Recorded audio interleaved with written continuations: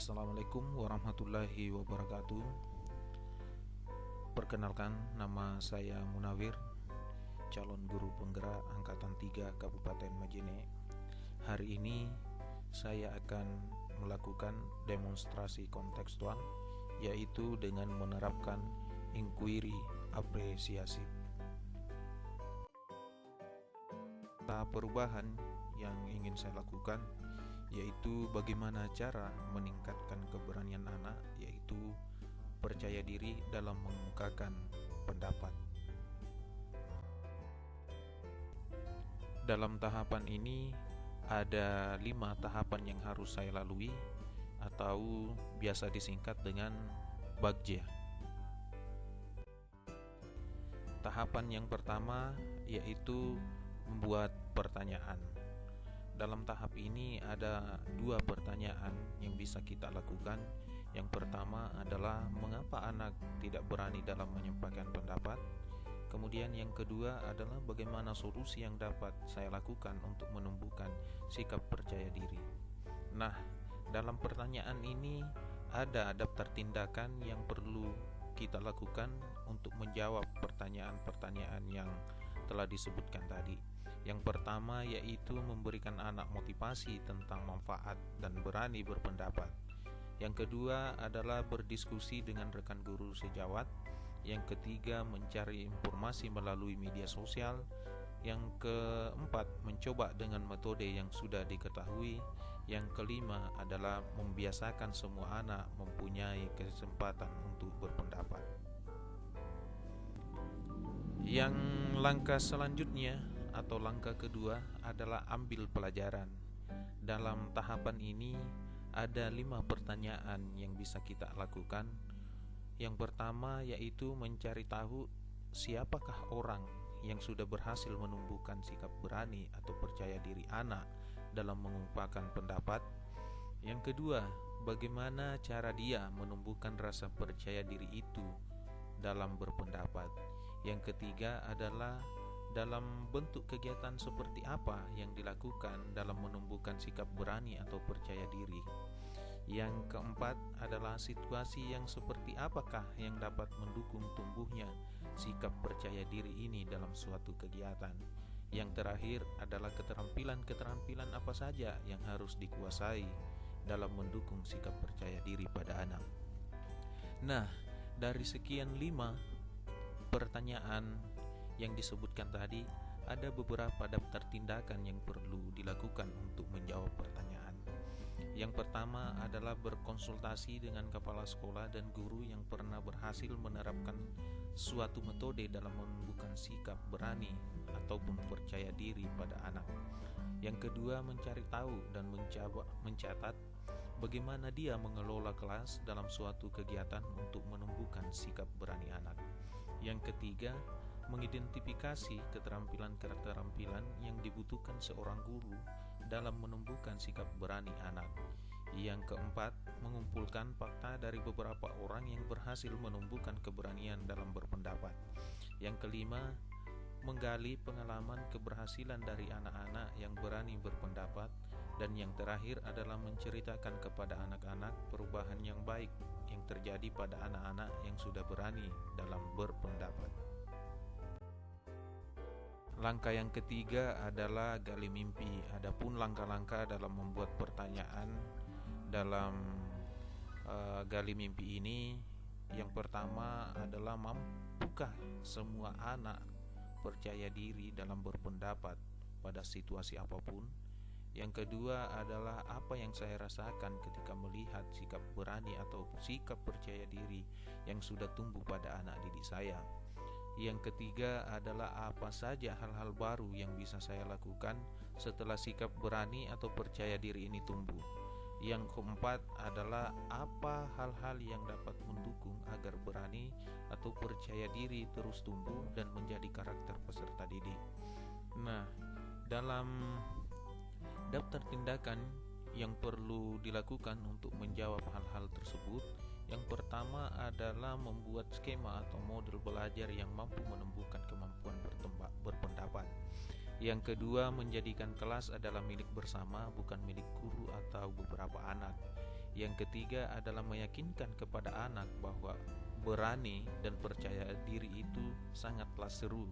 Yang keempat adalah membuat rancangan sikap dan suasana diri.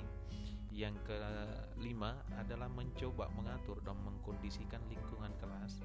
Yang keenam, mempraktekkan kebiasaan-kebiasaan tersebut secara kontinu. Yang ketujuh, menghidupkan suasana kelas yang menyenangkan. Dan yang terakhir adalah komunikasi multi arah. Nah, untuk langkah yang keempat adalah jabarkan rencana. Dalam langkah-langkah ini ada beberapa pertanyaan yang bisa kita lakukan. Yang pertama adalah berapa lama target untuk mencapai sikap berani atau percaya diri tersebut. Yang kedua, apakah tindakan-tindakan yang bisa mendukung usaha untuk mencapai tumbuhnya sikap berani tersebut. Yang ketiga adalah bagaimana mengatur kemajuan dan progres langkah-langkah tersebut. Yang keempat, bagaimana cara saling menyemangati dan mengisi usaha bersama mencapai tumbuhnya sikap berani atau percaya diri pada peserta didik. Yang terakhir adalah apa langkah paling sederhana atau langkah pertama yang bisa kita lakukan. Adapun daftar tindakan yang perlu kita lakukan untuk menjawab hal-hal pertanyaan tersebut. Yang pertama adalah bertanya motivasi kepada siswa yang berani atau percaya diri dalam berpendapat. Yang kedua, bertanya kepada siswa tentang ketakutan siswa untuk bisa berpendapat. Yang ketiga adalah membuat suasana belajar yang menyenangkan. Yang keempat adalah mendesain model pembelajaran yang memberikan semua orang untuk berpendapat. Yang kelima adalah selalu memberikan motivasi kepada siswa dalam kegiatan belajar untuk selalu berani berpendapat. Yang keenam adalah membuat capaian yang realistis untuk setiap kali pertemuan. Yang ketujuh adalah membuat catatan khusus target yang akan dicapai. Yang kedelapan, mencoba kolaborasi dengan guru dan teman sejawat. Yang kesembilan, rencanakan pembelajaran yang mendorong tumbuhnya sikap berani dan percaya diri. Yang kesembilan adalah melakukan aktif dan tanya jawab. Yang terakhir adalah selalu memberikan penghargaan kepada anak setiap mereka berani berpendapat melalui dari hal kecil seperti ajukan jempol dan sebagainya. Itas diskusi. Langkah yang terakhir adalah atur eksekusi. Nah, langkah-langkah pertanyaan yang bisa kita lakukan dalam atur eksekusi ini, yang pertama adalah siapa saja yang akan saya libatkan dalam mewujudkan rencana ini. Kemudian yang kedua, kapan rencana menumbuhkan sikap berani atau percaya diri murid ini akan mulai kita lakukan. Yang ketiga adalah siapa yang bisa mengamati dan membantu proses rencana ini. Yang keempat, bagaimana pencatatan kemajuan sikap berani atau percaya diri ini pada anak. Yang kelima adalah siapa yang akan menampung curhatan kesulitan-kesulitan saya melakukan penumbuhan sikap berani dan percaya diri ini dari peserta didik tersebut. Yang selanjutnya adalah kepada siapa saya akan laporkan kegiatan yang ini.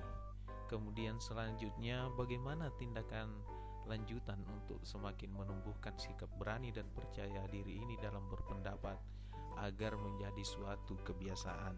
Dan yang terakhir adalah bagaimana cara menjaga hal baik yang sudah ada secara kontinu. Adapun daftar tindakan yang perlu dilakukan untuk menjawab pertanyaan-pertanyaan ini, yang pertama, mengajak rekan guru atau rekan sejawat, dilakukan pada setiap pertemuan di kelas. Kemudian sering melakukan komunikasi dengan siswa yang biasa di luar kelas untuk menumbuhkan sifat simpati dan empati. Yang kemudian selanjutnya meminta kepada siswa lain untuk saling mensupport agar sama-sama berkembang. Yang selanjutnya menyiapkan wadah atau tempat menyampaikan pendapat secara bebas di sekolah seperti forum diskusi. Yang selanjutnya adalah bekerja sama dengan semua guru untuk melakukan hal yang sama. Selanjutnya membiasakan budaya saling menghargai dan menghormati. Yang selanjutnya adalah kepala sekolah mengarahkan guru untuk memberi perhatian sama kepada semua siswa yang ada. Yang selanjutnya mengadakan lomba poster dengan tema berani berpendapat untuk semua siswa. Yang selanjutnya adalah meminta teman sejawat menjadi observer. Yang selanjutnya adalah kepala sekolah dan guru di sekolah sama-sama mencari solusi terbaik dalam suatu forum diskusi. Dan yang terakhir adalah tetap berusaha dan menjaga kebiasaan baik secara kontinu. Nah, demikianlah tugas saya untuk kali ini. Salam bahagia dan saya ucapkan terima kasih yang sebesar-besarnya. Wassalamualaikum warahmatullahi wabarakatuh.